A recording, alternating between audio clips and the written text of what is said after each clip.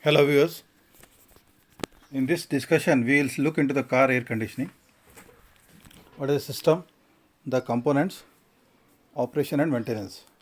I am Professor Suresh Mane, Professor at Girijabai Sale Institute of Technology in Karwar, Karnataka, and I have taken inputs from Engineer Kishan, who is the owner of Sai Auto Service AC Service at Kodibag in Karwar.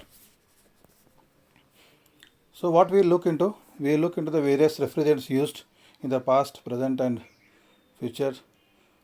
The car air conditioning diagrams we will see how to operate AC when you enter the car, then what are the types of compressors, the clutch, electrical compressor, condensers, evaporators, then what are the car AC controls, expansion valves, compressor oils and the maintenance aspect. We have taken a lot of photographs and actual photographs on the car, so we will be seeing these photographs also in this presentation. So as you are aware, car AC we have got two type of controls. One, the left is the manual control with the rotary knobs, and the right one is automatic climate control, which is available in the higher end cars as of today. So nowadays almost 100% of the cars have air conditioning system, and we are all operating the AC. So let us try to understand the AC, how it works. So first of all, how the load comes into the car. Heating load, either it comes because of sun or because of the engine heat or the road heat or the exhaust, okay, and along with the occupants. If the number of occupants are more, so each occupant is almost releasing around 100 watts of heat energy, so that also adds to the heating load. Now let us look at the manual AC operation. There are three knobs. You can see left side is the cold and hot, blue is cold, right side it becomes hot. These are rotary knobs. The center one is for the speed, right from 0 to 4, and the extreme right is the knob for direction of the airflow. So first what we need to do, when we start the engine, first open all the windows. This is to allow the hot air to vent out basically, because we are keeping the car, so it becomes hot normally, so we have to vent out. Even otherwise also it is told that due to the high temperatures and lot of plastic components inside the car, we need to better vent it out. Second is press the fresh air button. You can see the green button is there on top. That button you have to press, the light will glow, so that it allows for the fresh air. Then start the blower at a very high speed. Here it is 4, so you put it at 4 speed, and after a minute close the windows. So all the hot air is gone out now. Now press the fresh air button to have recirculation. Now we don't want the fresh air, we want the air to be recirculated, so that the load on the compressor is reduced. Start the AC button, okay, and keep the selector in the blue zone for cooling. Select the position where you want the air, whether you want on the chest or on the feet, that position is there. You select either of these positions, and now select the blower speed to the comfortable speed, because 4 and all will make noise and it will become too cold. So you can bring it to the comfortable position, 2, 3, whatever is comfortable for you. Okay, this is the way we have to operate the manual AC, so that you first vent out the all stale air, hot air inside, and then start the AC. So the logic behind this, we have got two heat transfer component, heat exchangers basically. One is evaporator and condenser. Evaporator is there in the cabin itself, in the dashboard, to the left, in the rear, at the bottom leg. So here what happens, now left side you can see liquid is getting vaporized to vapor. Okay, so liquid will boil, and at the saturation temperature the liquid will evaporate and change the phase. So it will take the latent heat, but there is no temperature addition. Temperature remains constant, but the heat addition will only permit the phase change from liquid to vapor. And right side you can see in the condenser, so there is condensation. You can see in the diagram here, when the liquid is heated, vapors are coming, and these vapors, when they hit the glass, they condense and cool down. They change the phase. This is basically phase change. So condenser also same thing happens. The vapors are cooled, high pressure vapors are cooled, and they convert into liquid. Again, there is no temperature change, only the heat is dumped to the atmosphere. So now let us look at the refrigerants. In the past, till 1990, 1995 in India, we are using R12, that is refrigerant 12, that is CFC. The first column you can please see. The chemical name is CFC, and it has a ozone depletion potential of 1 and global warming potential of 2400. Boiling point was minus 30 degrees centigrade. It was not flammable and it was not toxic also. But presently what we are using from 1990 to 2020, we are using R134A. This is a hydrofluorocarbon. The chlorine atom is removed because the chlorine atom was causing damage to the ozone layer. And it is told that one molecule of chlorine will damage almost 1 lakh molecules of ozone in its lifetime. So that is very dangerous, and hence we have removed this chlorine, and now it is hydrofluorocarbon. So its ozone depletion potential is 0, but still has got the global warming potential of 1400.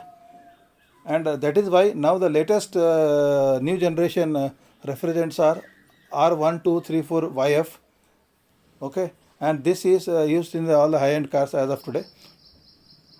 And it is known as HFO,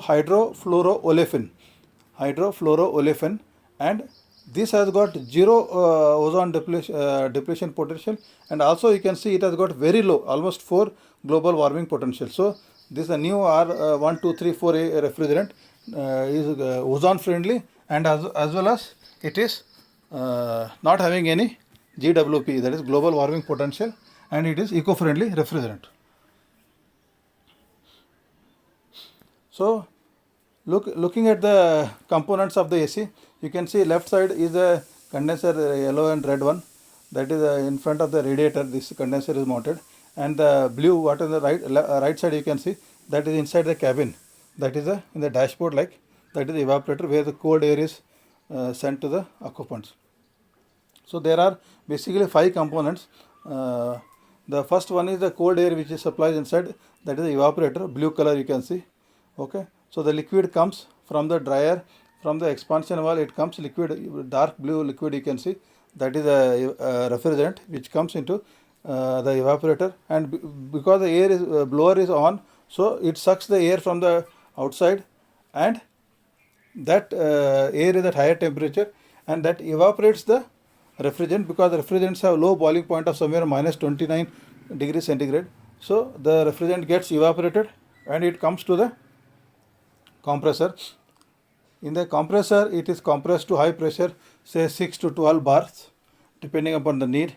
And this high pressure vapor is sent to the condenser. You can see the dark red color line. In this condenser, the heat is dumped to the atmosphere. These are heat exchangers, and the high pressure vapor is converted into high pressure liquid. And this high pressure liquid again passes through the dryer. Here in the dryer, it is having a desiccant, so that there is moisture is trapped, and only the liquid is sent to the expansion valve. Expansion valve is a pressure reducing device where the pressure is reduced and the high pressure liquid is converted into low pressure liquid, but there is some part of flash evaporation also, and this liquid enters the evaporator and the cycle continues. So these are the diagrams. So in actually in a car, these all in the IC engine car, these are all mounted in the under the hood in the front. You can see the diagram. So these are the 5 components and where they are mounted. I think this you can see very clearly. Again you can see the accumulator is there, hot water valve is there, heater hoses are there. This heater, when you use heating option in the AC, the radiator water, warm water or hot water from the radiator is sent to the heat exchanger in the evaporator, where the air is heated up. So these are the components and the circuit diagram. Like you have a compressor, power supply to from the battery, 12 volt supply to the ECM, and then you got high pressure and low pressure switches. evaporator and condenser, and lot of sensors are available there. Now looking at the compressor, mostly we have got to the left you can see the actual compressor of my car, and the right side is a pictorial view. So basically the most of the compressors are like piston operated cars, compressors, and these pistons are moved by a wobble plate, okay, or swash plate it is called, and this wobble plate rotates because of the drive it gets from the engine, crankshaft. The drive is taken. We will go see the drives in the slides to come. Okay. So this movement of the piston in and out moves, pulls the refrigerant inside, sucks the inside and compresses and the vapor and discharges it at high pressure, as I said, around 6 to 12 bars. Now I think you can have a look at this compressor. Very clearly it is given. Left side you can see that charge port means when you want to install that refrigerant, the charge port are used. Otherwise you got suction and discharge connections. To the left you have got the suction and discharge, and the valves available are not the conventional poppet valve, but it is a plate and they are not as reed valves. So these are very reed valves. Very high technology manufacturing goes into this kind of compressors. Now you can see the piston, two types of piston. One is the top one is the big one, that is a low pressure, and bottom one is a high pressure piston. So it is like two-stage compression, and you can see the connecting rod and the wobble plate. Okay, this is the piston type of compressor commonly used. Then you have got a scroll type of compressor also. That center one black circle you can see, that is a fixed scroll, and then there is a blue color is a movable scroll. So these also have that reed valve, and the logic is same. The refrigerant is squeezed and the pressure is increased and discharged through a reed valve. And of late the rotary vane compressors are very popular, which have got 3 to 4 vanes and carefully shaped rotor.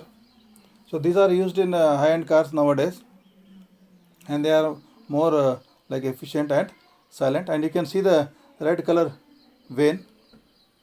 Okay.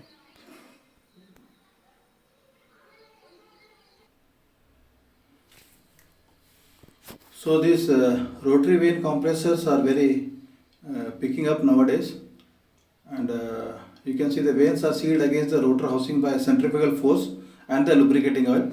One more thing is this lubricating oil which is used in compressor, this is miscible with the refrigerant. So and they don't react to each other. So here there is no separate like refrigerant or separate lubricating oil. They get used, and hence all the components are lubricated at all the times whenever it is in operation. Okay. So there are two types of again compressors. One is fixed displacement compressor, and the second is variable displacement compressor. You can see in the center of these two diagrams there is one brown color wobble plate which is written red. Here the left side it is rotating at a tilted at a low angle, say 5 degrees centigrade. But here at the right side you can say it is almost tilted at 30-35 degrees maximum, which it can tilt. So this is a wobble plate, and this, because of this wobble plate, the displacement can vary right from 0% to 100%. So there are two types of compressors. One is a fixed displacement and second is a variable displacement compressor. This is basically a piston type of compressor what we are discussing. Now when you start the AC switch, when you press the AC switch in the car, then what happens, there is electrical circuit going, and then the electromagnetic clutch comes into picture. This is you can see the right side there is a cable, so and there is a fixed circular one fixed coil, and this clutch this get magnetized and it will pull some 3 mm I think it will pull, and then the clutch is engaged, and hence the drive goes to the wobble plate and the compressor rotates. Otherwise just the compressor pulley is rotating. The pulley is rotating, belt is rotating, and the pulley is rotating, but the inside the pistons are not reciprocating, and the wobble plate is not, drive is not going to the wobble plate. So these are the actual photographs of the electromagnetic. Electromagnetic means electrical power is supplied, it gets magnetized, and then it acts like a clutch. Okay. The drives, there are two types of drives basically. One is a multiple belt drive, that can be a V belt groove drive, and the second is a serpentine belt drive, commonly used nowadays, with a poly V groove. Multiple, it has got V grooves. So you can see the main components is the, like in our air conditioning, we have to only rotate the compressor pulley. But in the car, you have power steering pump, you have the alternator to generate the electricity and charge the battery, then you have got a air pump, and this bottom of the crankshaft pulley, that is the drive which is giving to all the various components like water pump, alternator, power steering, compressor, and air pump. So these are the drives which are getting power from the crankshaft. And you can see the right side also, instead of having the three belts, now you have got only one common belt which drives all the 5 components, and this is a poly V groove type belt. Nowadays, a lot of talk is going about electrical cars, hybrid cars. So in hybrid, especially in electrical, battery electrical vehicle and all, you don't have any IC engine. So you don't get the drive from the crankshaft. There is no engine and there is no crankshaft. So in electrical vehicles, you need to have electrical compressors, and this is a drawing for the electrical compressor, which uses a brushless DC motor. So this DC motor without brush. Earlier days, I think you see in a mixie and all, you have got that carbon brush. That carbon brush used to wear out, and lot of maintenance issues were there. But nowadays, the latest technology is BLDC, they call it, brushless DC motors. Okay. So it reduces noise, vibration, and is more efficient, and this is a scroll type of compressor. So this is a photograph of my Swift car. To the left side, when the passenger is sitting, there you can see the white one. This is the AC filter. In most of the cars, this economic cars up to 6 lakhs and all, these filters are not supplied by the OEM. So you need to buy the filters and put this filter so that the air which is entering inside is clean one. Okay, and this filter needs to be cleaned, and this is just below the filter box.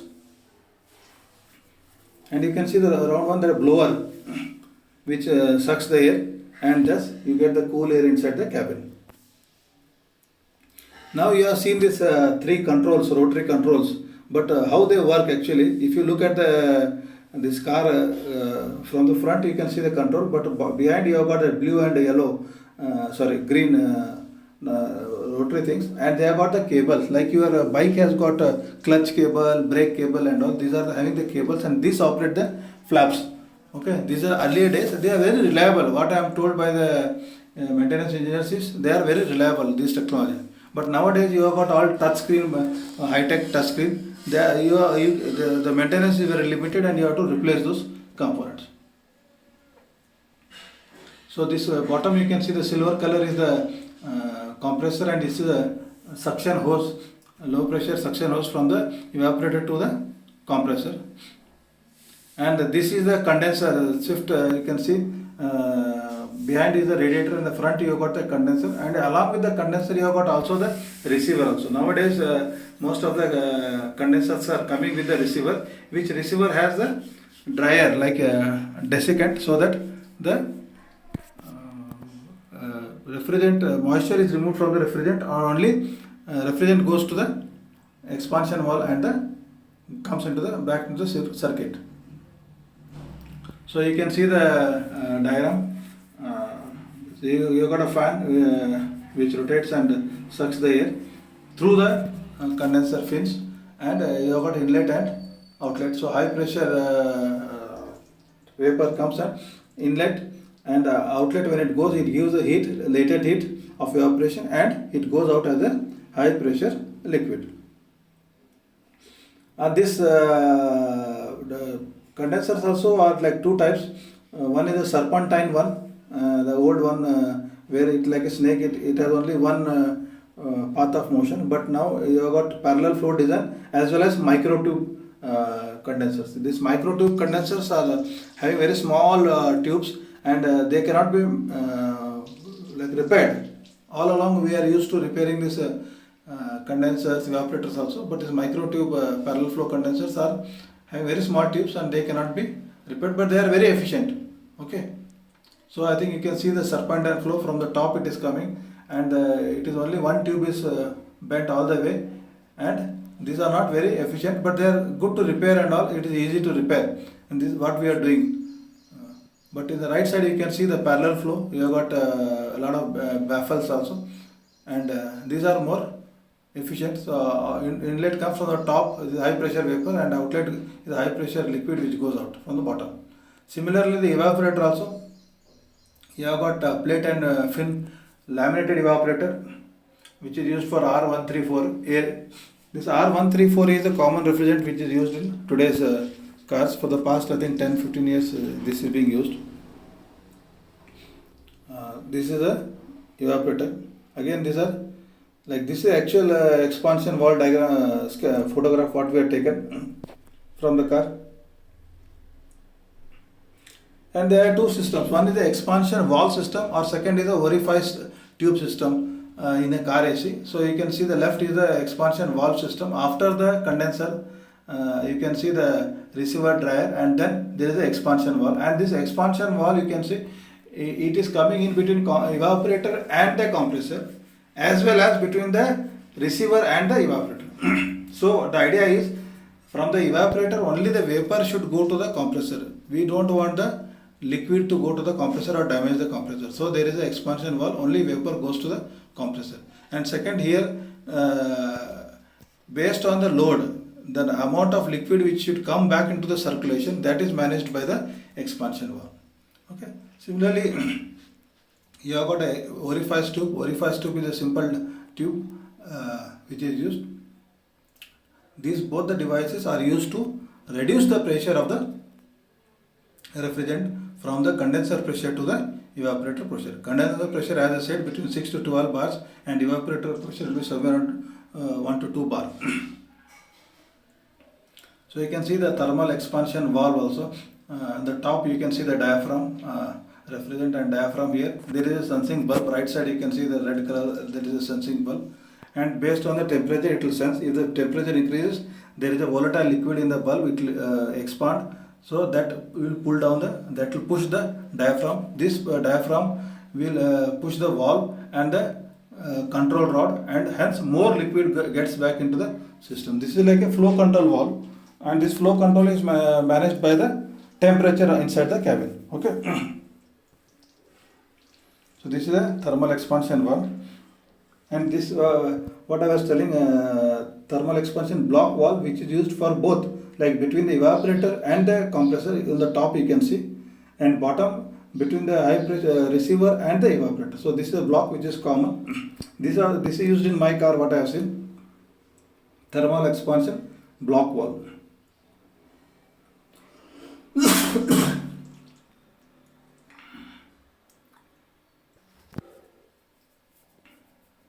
So this is a orifice tube, very in detail you can see. It contains a fine mesh filter. It does the filtering business also. So inlet is high pressure liquid, outlet to the evaporator is a low pressure liquid. So you have got a small diameter bronze tube restriction.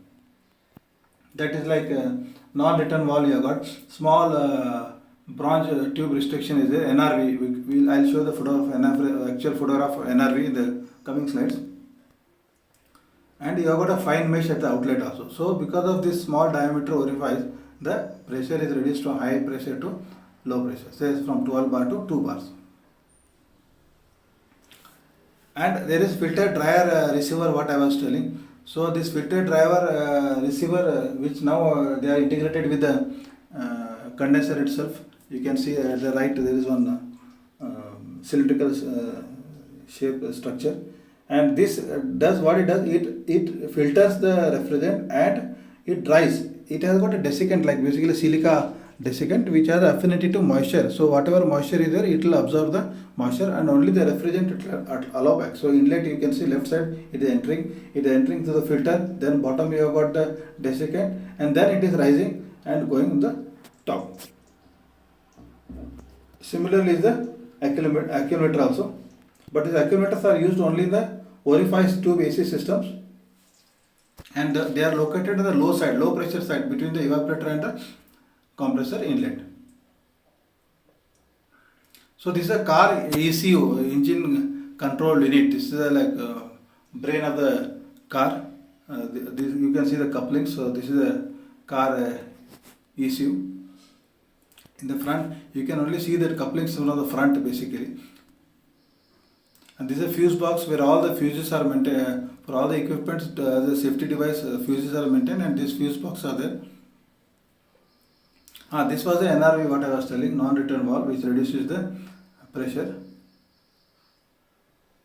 So when you are changing the refrigerant, or you are doing some testing and all, you use these pressure gauges. The blue one is the low pressure gauge, and the red one is the high pressure gauge. This shot in the actual on my car itself, when we replaced the refrigerant actually, and added a top. We have done the topping of compressor oil also. So you can see the these are low pressure gauges. So low pressure is somewhere on 2 bar, but the high pressure gauge can go up to 12-15 bar, what you can see here. And this is both in bar as well as in PSI. So 1 bar is equal to 14.5 PSI, pounds per square inch. Okay, and you have got in the center some adjusting screw also for adjusting the zero position basically. So this is a pressure switch. You can see the electrical connections there. And the refrigerant, what I was telling. So now presently only 2 types of refrigerants are used. That is R134A and R1234YF. So right one is the R1234YF, and nowadays you have got these disposable cans. Earlier you have got big cylinders, heavy cylinders, but now you have come to disposable can, and you can center position you can see how the disposable can is connected to the when you want to fill the system. So this connector is used. So earlier you had a big cylinders like this. Different color coding is given so that you can identify the various refrigerants. So R1234A commonly used presently, and then you got now HFO 1234YF. So this is actually white cylinder, and the red band is there, and the R1234 is blue. As I was telling, this heating from the radiator, the hot water goes to the for heating. When you use the heating in the mode in the AC, then the hot water goes and the heat exchanger inside, and then the hot air comes inside because of the blower. And these are the actual photographs of the radiator hoses, and you can see the sketch also. Radiator water for heating, what I was shown. To the extreme right, you can see to the extreme right is that heat exchanger there, and to the extreme left you have got the radiator, and you can see the radiator hoses going inside to the heat exchanger, and this heat is used for heating the heating coil, and when we use the heating application. So this is the compressor oil. You can see the Sanden SP10. As I was telling, is very expensive, and it is miscible and compatible with it should be compatible with the refrigerant. That has to be ensured basically. So there are different types of compressor oils like mineral oil, polyalkyl glycol oil, then polyoester or ester, and polyalpha olefin. These are the different types of oil, and they are written for which it is compatible, R12, R134 and all. So you have to see the compatibility of the oil and then use it. Okay. So this is a solenoid valve. Solenoid means electrical operated valve, and this is a right side is a thermostat valve. This is a thermistor, very small one you can see. But now the latest cars are having automatic temperature controls. So for the automatic temperature control, you have got a lot of sensors actually. They work mostly on sensors. So like ambient sensor, then in-vehicle sensor, thermal transmitter, sun load sensor, intake sensor, duct sensor. So Based on that, they have got again for this also you have got air conditioning control modules. The auto amplifier translates this input into the commands to the motor of the air mix door, mode door, intake door, and the blower of the HVAC module. HVAC means heating, ventilation, and air conditioning module. It also controls the operation of compressor in fixed displacement systems and the amount of coolant flowing through the heater core. So in the new ATC, what you call automatic temperature control or climate control, what you call, lot of sensors, and they give commands to the various components. So you can see left side you have got the blower which is rotating, then there is the evaporator where the coolant refrigerant is flowing, and then you have got the air mix door, means outside the air is coming and mixing. This door is there available. This flap you use actually. Then there is a heater core also. The radiator hose pipes are connected here, and you can see the top. Here in the top, this is a dashboard light, side vent, center vent, and the side vent. So these top blue color one, these arrows are representing the vents from the dashboard. Then to the right side bottom, you can see the even nowadays passengers in the rear seats, they are also having this vents. So there is a tunnel and there is a rear foot vents are available. Okay. And how to maintain this car basically? Car AC during regular servicing 5,000 kilometers, 10,000 kilometers, or 6 months and 1 year, whenever we go, the technicians they check the functioning of the AC. So as I was telling, you have to install the AC filter. Say around 400-500 rupees it cost, but you need to get the AC filter installed, and please get it cleaned. They blow the air and clean. It's like a dry filter, mesh filter, and check the conditioning of cooling. So they will operate it for certain time and see whether it's cooling or not. And check the condition of belts. Most of in the hot this and all, due to exposure to hot conditions, the belts become brittle. And also you need to check for any abnormal noise. So, and nowadays you get some smell also, because the cars are not used in this COVID era and all. Cars are not kept outside and they are not used for a long time. So there is a development of molds and bacteria. Okay. So as I was telling, when you start the AC, you need to vent out the stale and hot air from inside. And this noise, for noise, the causes can be belt is worn or slipped, or belt idle pulley is loose, noisy. Then electric clutch plate is slipping, vibration resonance of compressor support plate. Then expansion valve is whistling, noise caused by holes or other parts rattling against the other components in the engine compartment. So this the technician is not left to us, it is the technician who takes care of these issues.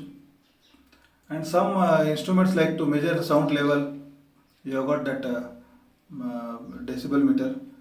Then you have got electronic scale, and to detect leakages, there is a nitrogen sensor, and you can see the leakage of nitrogen. But simple what they do, let us look at first leak detection. Leak detection, the simple one is the electronic visual leak detection. They use the soap water, traditional, they mix the common soap with water and then put it on all the pipes and valves, and they'll see the bubbles. If any bubble is coming, then their leakage is detected. Otherwise, electronic leak detectors are available nowadays, and the latest one is the ultraviolet fluorescent system, wherein like in our blood we put a dye. Here also there is a dye put inside the system, and the dye is checked under UV lamp. UV is ultraviolet lamp, and there is a yellow color. If the refrigerant is leaking out, then you can see the right side yellow color is visible, so we can detect the leakage. This is used in all the service stations basically. We don't keep these equipments. And as I was telling, the pressure testing is done. If any leakage is there, see, you can see the left, there is a nitrogen cylinder, and nitrogen cylinder is somewhere around 200 bar. At a very high pressure, the system is kept for almost 20-25 minutes, and we see the pressure. If there is no drop in the pressure for say 20-25 minutes, means the system is pakka tight and there is no leakage. So this first when you are replacing the refrigerant and all, they use the vacuum pump to throw away the take away the existing refrigerant. It can be recycled also. And second, once the entire air is purged out, then nitrogen filling is done, flushing is done, then nitrogen testing is done for leak, and then the new refrigerant is pumped inside. So this is a pH and a TS diagram. This is pressure enthalpy diagram. Just to refresh your knowledge, let us look at the pressure enthalpy diagram. You can see 4 to 1 is the evaporator. As I was telling, the temperature is not changing, only it is picking up the heat. Okay, and there is a phase change. At 1 it is almost vapor, saturated vapor. Then it enters the compressor. From 1 to 2 it is the compressor, where the pressure is increased substantially.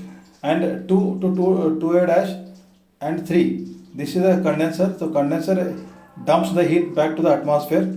So superheated vapor becomes saturated vapor at 2A, and from 2A to 3 the saturated vapor becomes saturated liquid at 3, and at 3 it leaves the condenser outlet, and from 3 to 4 is the expansion valve or throttle valve. Here the pressure is dropped, but there is no change in enthalpy. Similarly, if you see the TS diagram, that is temperature entropy diagram, here also you can see 4 to 1 is the 4 to 1 is the latent evaporation in the evaporator. The liquid is getting converted into vapor, and when the exit at evaporator is saturated vapor at 1, then it is compressed. When it is compressed, the vapor comes to the superheated state 1 to 2. The temperature also increases around 60, 65, 70 degrees centigrade.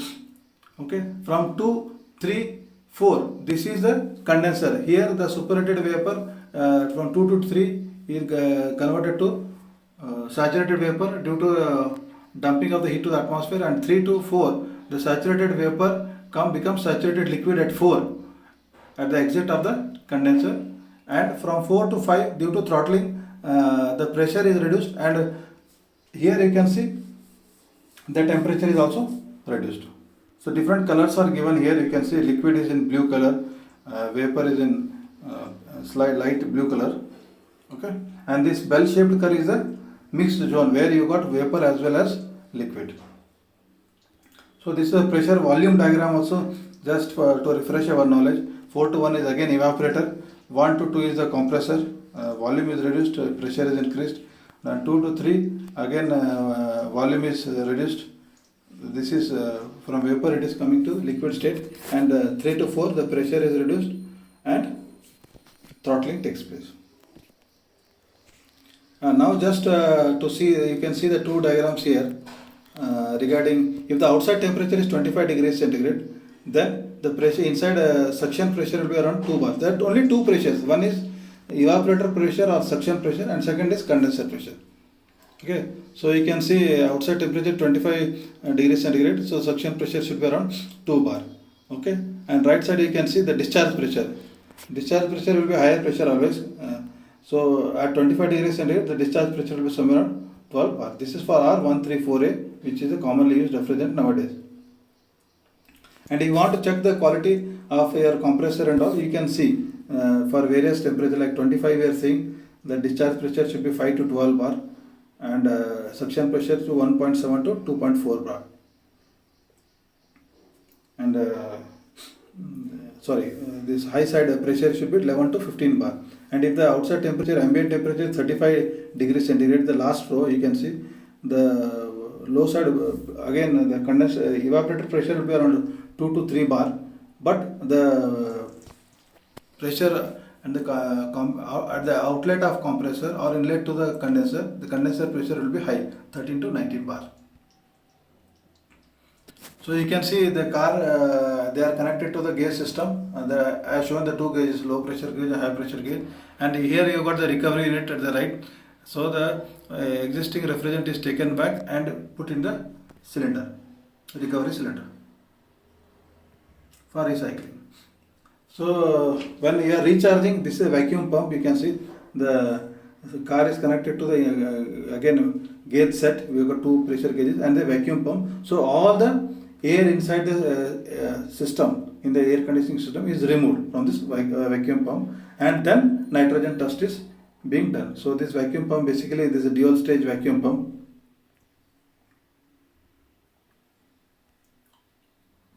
So you can see in color actually, if you touch what is the temperature from the evaporator to the compressor, it is cold. Okay, that is only cold, but from the compressor it becomes very hot, and then after the condenser also it is hot, and from dryer also that becomes hot, but only in the expansion valve it reduces the temperature. Expansion valve and evaporator are only two things which are cold, otherwise compressor and condenser are hot.